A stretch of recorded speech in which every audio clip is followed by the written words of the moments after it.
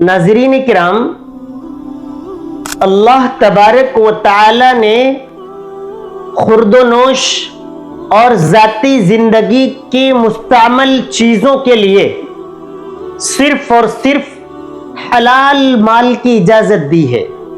हराम माल को कतई तौर पर मना किया गया है, उसका इनकार किया गया है। आज इंसान अपने आराम, अपनी आसाइश और अपने आप को सक्सेसफुल दिखाने के लिए हराम और हलाल की तमीज खो बैठा है। हालांकि तमाम लोग जानते हैं कि क्या चीज हराम है, कौन सा पैसा हराम है, कौन सा माल हराम है, लेकिन उसके ज़हनो दिमाग पर शरीयत और कुरान से ज्यादा हालात जिंदगी का प्रभाव पड़ जाता है और वो उन चीजों को दुरुस्त करने के लिए किसी भी हद तक गुजर जाता है। वो सूद के कारोबार में मुलविस हो जाता है, बस दिखना चाहिए कि टिप टॉप है। वो किसी का माल हड़पने पर नीयत रख लेता है, किसी के जमीन के किते पर नीयत रख लेता है, किसी के पैसे पर नीयत रख लेता है। फिर उसे कारोबार जिस तरीके का भी मिलता है वो उसे करने पर अपने आप को उतारू हो जाता है। उसे शराब का कारोबार मिल जाए तो वो शराब की सप्लाई में मुलविस हो जाता है।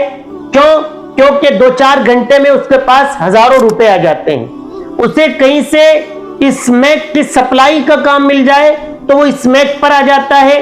वो नहीं देखता है कि ये शराब, ये स्मैक कितने नौजवानों की जिंदगियों को खराब करने वाला है।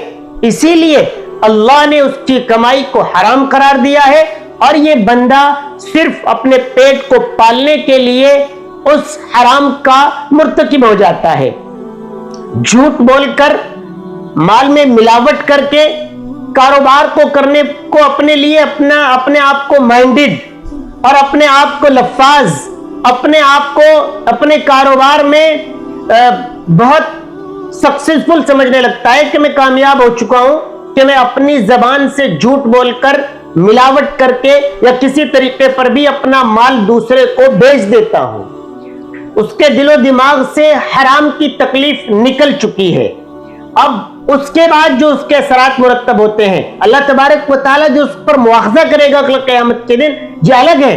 लेकिन उस पर जो असरात मुरत्तब होते हैं, औलाद नाफरमान हो जाती है, फिर आदमी परेशान हाल घूमता है, उसे कुछ इस तरह की परेशानियां और बीमारियां लायक हो जाती हैं, फिर आदमी परेशान घूमता है।